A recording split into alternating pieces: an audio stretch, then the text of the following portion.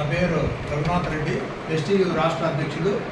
మరి 2027 ఫిబ్రవరి లేదా మార్చిలో జరగబోయేటటువంటి ఉపాధ్యాయ ఎమ్మెల్సీ ఎన్నికల్లో ఉద్యమ నేపథ్యం కలిగినటువంటి నాయకులను నిలబెట్టి ఉపాధ్యాయులు మరియు అధ్యాపకులకు సంబంధించినటువంటి సమస్యల మీద శాసనమండలిలో బలమైనటువంటి వాణిని నిర్మించాలనేటటువంటి ఉద్దేశంతో రాష్ట్ర ఉపాధ్యాయ సంఘం మరియు సోదర సంఘాల మద్దతుతో 2 నియోజకవర్గాలు కూడా అభ్యర్థులను నిలబెట్టాలని చెప్పి నిర్ణయించడం జరిగింది.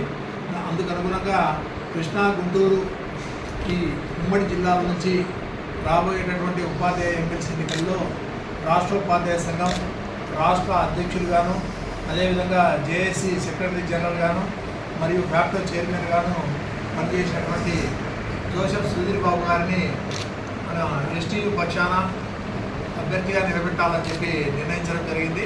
మరి జోసెఫ్ సుధీర్ బాబు గారు దాదాపు 1996లో ఉపాధ్యాయ వృత్తిలో ప్రవేశించి 30 సంవత్సరాలుగా ఉపాధ్యాయ వృత్తిలో కొనసాగుతూ ఉపాధ్యాయులు మరియు అధ్యాపకులు మరియు పెన్షన్లకు సంబంధించినటువంటి సమస్యల మీద అనేక పోరాటాల్లో పాల్గొన్నటువంటి వ్యక్తి.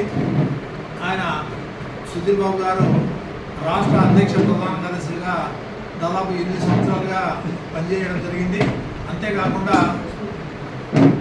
జేఏసీ సెక్రటరీ జనరల్గాను 3 సంవత్సరాలు పనిచేశారు. ఫ్యాక్టరీ చైర్మన్గా కూడా 2 సంవత్సరాలు పనిచేశారు. మరి ఆయన రాష్ట్ర బాధ్యుడిగా పనిచేసేటటువంటి సందర్భంలో ఉపాధ్యాయులకు సంబంధించినటువంటి అనేక సమస్యల మీద పోరాడినటువంటి వ్యక్తి. అటు జిల్లా స్థాయిలో కానీ రాష్ట్ర స్థాయిలో కానీ వివిధ రకాలైనటువంటి ఉద్యమాల్లో పాల్గొన్నారు.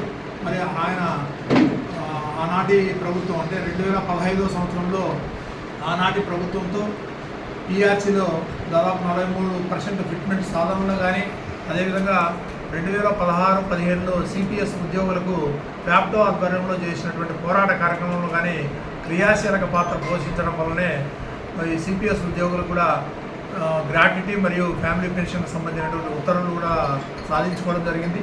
అంతేకాకుండా స్పెషల్ టీచర్లుగా 398 రూపాయలతో పనిచేసినటువంటి స్పెషల్ టీచర్లకు కూడా మరి రిటైర్డ్ అయిన తర్వాత వారి యొక్క పెన్షన్లో ఆ నోషనల్ ఇంక్రిమెంట్లు కలిసే విధంగా కూడా 2019లో పోరాటం చేయడంతో పాటు ప్రభుత్వానికి ప్రాతినిధ్యం చేసి ఆ జీవో సాధనలో కానీ, అంతేకాకుండా 2021-22లో పీఆర్సీ ఉద్యమము 11వ పీఆర్సీకి సంబంధించి పెద్ద ఎత్తున ఉద్యమం జరిగింది.